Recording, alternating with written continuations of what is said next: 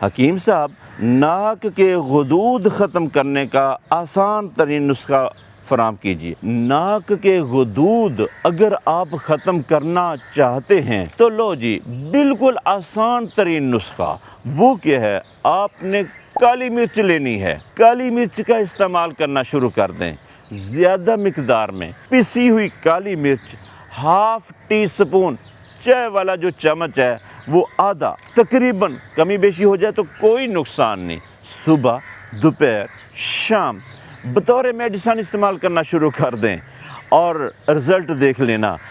اگر آپ کے پاس کیپسول ہے، 500 mg کا کیپسول بھر لیں، یہ استعمال کریں، یا پھر ایسے ہی اپنے سالن کے اندر ڈال لیں، یا روٹین کے ساتھ مسلسل ریگولر ہو کے 21 دن تک آپ استعمال کر کے دیکھیں۔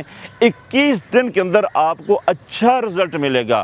اگر آپ کا ابتدائی کیس ہے تو ممکن ہے کہ 21 دن کے اندر اندر ہی حل ہو جائے۔